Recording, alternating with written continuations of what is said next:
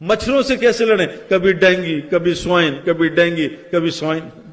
کیسے بارشوں سے لڑیں؟ غلط قسم کی بارش 15 سال سے ہمارے پنجاب کی فصل تباہ کر رہی ہے، اس سے کیسے لڑیں میرے پیاروں؟ میرے پیاروں مسئلہ یہ ہے تھوڑی سی عقل ہونا۔ اندھیرا جو ہے میرے پیاروں، اندھیرا ہوا وہ ٹینک والے آئے، کہا لاؤ جی مارو بم، ڈر اندھیرا جائے گا۔ اندھیرا نہیں جائے گا، پاگل ٹینک لے آئے، میں اس سے تھوڑی ڈرتا ہوں۔ کوئی لے آئے مشین گن، ڈر اندھیرا بھاگے گا، نہیں، میں اس سے نہیں ڈرتا، میں تو روشنی سے ڈرتا ہوں۔ تم حق لاؤ، پھر دیکھو باطل کیسے دوڑتا ہے۔ حق تو لاؤ میرے پیاروں۔ اس لیے آپ کو پتہ ہے بہت ساری گورنمنٹس دنیا میں، نان مسلم گورنمنٹس، حاجیوں کو سبسڈی دیتی ہیں، 20% ڈسکاؤنٹ دیتی ہیں۔ کیوں؟ ان کو پتہ ہے ان کے حج سے کچھ بھی نہیں ہونا۔ اسی لیے تو مجھ سے آ کے حاجی کہتے ہیں کہ ہم نے 4 حج کر لیے، زندگی نہیں پلٹ رہی، حالات ٹھیک نہیں رہے۔ آپ کہتے ہیں حاجی جو ہے حج کر لے تو اللہ اس کو کسی کا محتاج نہیں کریں گے قیامت تک۔ حدیث میں آتا ہے جس کو حج مبرور مل جائے وہ اللہ کی ذات کے علاوہ موج تک کسی کا محتاج نہیں ہوگا، اور حاجی کو اللہ غنی کریں گے جس کا حج قبول ہو جائے میرے پیاروں۔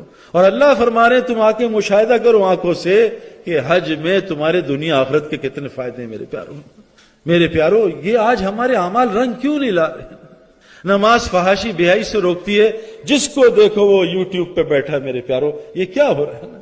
جس کو دیکھو میرے پیاروں، میں فتویٰ نہیں دیتا نہ مجھے آتا، مجھے تو پتہ ہی نہیں، لیکن میں ایک میں یہ اپنی بزرگی میں نہیں بتا رہا۔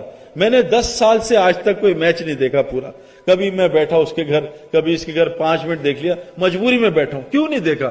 قرآن اس کی بات بتاتا ہے۔ قرآن میں اللہ تعالیٰ سورہ مومنون میں جنت فردوس کی صفات بیان کرتے ہیں نا، کہ مومن تو فلاح پا گئے۔ اللہ نے پاسٹ ٹینس میں کہہ دیا پا گئے۔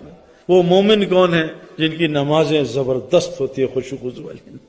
میرے پیارو آج ہماری نمازیں دیکھیے، 20 نمازیں ٹھکا ٹھک نماز چل رہی ہے۔ میں اتنی تیز نماز پڑھتا ہوں، اتنی تیز، اللہ مجھے معاف کرے، لیکن میں کسی کے ساتھ بھی کھڑا ہوتا ہوں، میری 1 رکعت ہوتی ہے 4 پڑھ کے بھی چلا جاتا ہے۔ میرے پیارو مومنوں کی جنت فردوس کی بڑی صفت کیا ہے؟ یہ لایانی کام نہیں کرتے میرے پیارو۔ کرکٹ کھیلنے میں صحت ملتی ہے، پیسے ملتے ہیں، مان لیا، کوئی ٹھیک ہے، باقی علماء سے پوچھیں، لیکن کرکٹ دیکھنے میں کیا ہوتا ہے میرے پیارو؟ بتاؤ، کیا کرکٹ دیکھنے سے ہمیں پیسے ملتے ہیں؟ عمر رضی اللہ عنہ فرمانے میں تمہیں 2 کاموں میں لگتا دیکھوں، یا دنیا میں یا دنیا حلال روزی کمانے میں، یا آخرت بنانے میں، تیسرے کام میں نہ دیکھوں۔ کتنا ہمارا مجمع یوٹیوب پہ لگا ہوا ہے اور میچ دیکھ رہا ہے اور فلاں چیز دیکھ رہا ہے، کتنا ہمارا مجمع فیس بک پہ لگا ہوا ہے میرے پیارو، کتنا ہمارا مجمع ٹویٹر پہ لگا میرے پیارو۔ اللہ یہ شیطان نے ہم سے اللہ کے ساتھ کی تنہائیاں چھین لی میرے پیارو۔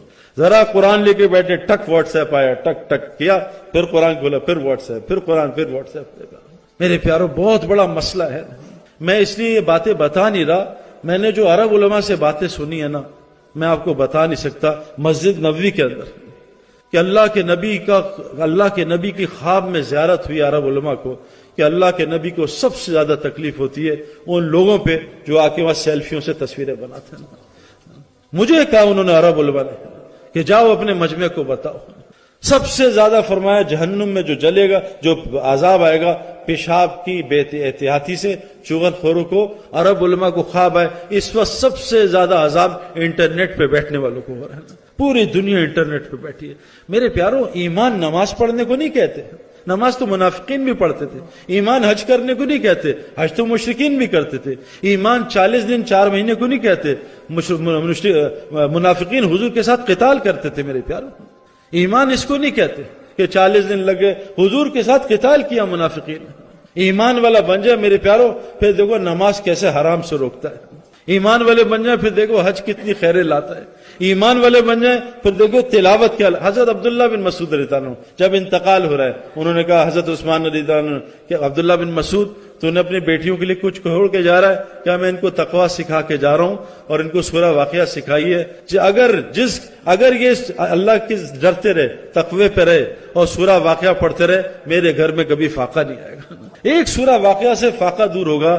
جس گھر میں روزانہ تلاوت ہوتی ہے اس گھر میں فاقہ کیسے آ سکتا ہے؟ حضور صلی اللہ علیہ وسلم فرمایا جو مسلمان قرآن پڑھے غنی نہ ہو میری امت میں سے نہیں ہے، غنی ہو ہی نہیں سکتا میرے پیارو۔ صحابہ نے 23 سال حضور صلی اللہ علیہ وسلم کے ساتھ مشقت کی، 2.5 سال ابو بکر صدیق کے، 10-11 سال حضرت عمر کے، 35 سال میں سارا دنیا کا خزانہ صحابہ کے قدموں میں تھا. کسی صحابی نے گریجویشن نہیں کیا، پی ایچ ڈی نہیں کی، کوئی ڈاکٹر نہیں بنا، سارا دنیا کا مال صحابہ کے قدموں میں تھا میرے پیاروں. صرف 35 سال میں میرے پیاروں. اللہ نے میرے پیاروں ہمیں ان کاموں کے لیے پیدا نہیں کیا ہے. یہ بات اس لیے میں ہر نوجوان کو سنانا چاہتا ہوں. دیکھو حضور صلی اللہ علیہ وسلم کی باتوں میں بڑی گہرائیاں ہیں. آپ علیہ الصلوۃ والسلام نے فرمایا کہ جیسے مچھلی کے لیے پانی ہے ایسے ہی مسلمان کے لیے مسجد ہے. ہمارا سب سے بڑا جو نقصان ہوا ہے، ہم سے مسجد چھین لی گئی، ایک نقصان، اور ہمیں علماء سے دور کر دیا گیا. انٹرنیٹ پہ ان کو دین دے دو. میرے پیاروں سچ بتائیں، میں آپ سے ایک سوال کرتا ہوں، آپ 100 کتابیں پڑھ لیں، برائن لارا، سچن ٹینڈولکر، وسیم اکرم، عمران خان، 100 کتابیں پڑھ لیں 10 سال، اور 10 سال تک کرکٹ میچ دیکھیں، آپ میں سے کون کرکٹر بن سکتا ہے؟ میرے پیاروں ایسے تھوڑی کوئی کرکٹر بنتا ہے. وہ تو میدان میں جا کے 100 گیندیں روزانہ لگتی ہیں، کبھی سر پہ، کبھی ہڈی ٹوٹتی ہے، کبھی کیا. آپ کو کیا بتاؤں میرے پیاروں، کیا آدمی کن مشکلات سے گزرتا ہے. میرے اوپر ایک زمانہ تھا، میں روتا تھا، یا اللہ میں نے کرکٹ میں پنگا کیوں لیا، میں نہ ہی کھیلتا تو اچھا. جتنا پریشر آتا تھا دنیا سے، ملک سے، پوری دنیا سے ہونا، آج آؤٹ ہی نہیں ہونا، اگر آؤٹ ہوئے پاکستان واپس نہیں آنا، مار دیں گے. تو یہ کوئی آسان کام تھوڑی تھا میرے پیاروں، بہت محنت چاہیے ہوتی ہے. یہ تو کرکٹ ہے میرے پیاروں. آخرت اتنی آرام سے مل جائے گی، مزے کرو خود. زندگی ہو فرعون والی اور جنت ملے موسیٰ علیہ السلام والی، یہ کیسے ہو سکتا ہے میرے پیاروں؟ میرے پیاروں ہم دین سیکھ لیں، بہت آسان اور مزیدار ہے میرے پیاروں. فطری چیز ہے.